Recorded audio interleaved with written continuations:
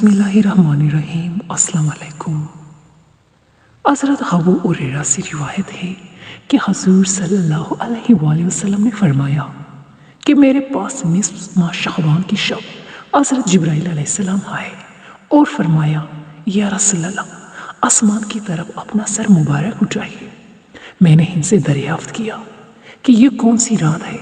उन्होंने कहा, ये वो रात है जिस रात अल्लाह ताला रहमत के 300 दरवाजे खोल देता है और हर उस शख्स को बख्श देता है जिसने इसके साथ किसी को अपना शरीक नहीं ठहराया, बशर्ते कि वो जादूगर ना हो, काहिन ना हो और सुदखोर ना हो, आदि शराबी ना हो। इन लोगों की अल्लाह ताला उस वक्त तक बख्शिश नहीं फरमाता जब तक वो तौबा ना कर ले।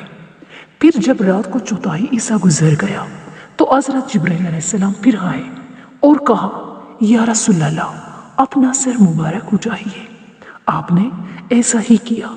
आपने देखा कि जन्नत के दरवाजे खुले हैं और पहले दरवाजे पर एक फरिश्ता पुकार रहा है, खुशी हो इस शख्स के लिए जिसने रात को रुकू किया।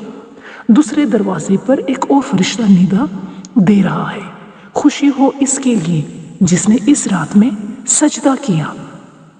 तीसरे दरवाजे पर एक और फरिश्ता निदा दे रहा था, खुशी हो इसके लिए जो अल्लाह के खौफ से इस रात में रोया। छठे दरवाजे पर फरिश्ता पुकार रहा था, इस रात में तमाम मुसलमानों के लिए खुशी हो। सातवें दरवाजे पर फरिश्ता निदा दे रहा था, क्या कोई है मांगने वाला कि इसकी आरज़ू और तलब पूरी की जाए।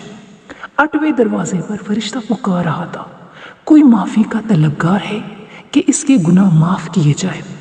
हुज़ूर सल्लल्लाहु अलैहि वसल्लम फरमाते हैं कि ये दरवाजे कब तक खुले रहेंगे। हज़रत जिब्राइल अलैहिस्सलाम ने कहा कि अव्वल शब से तलू फजर तक।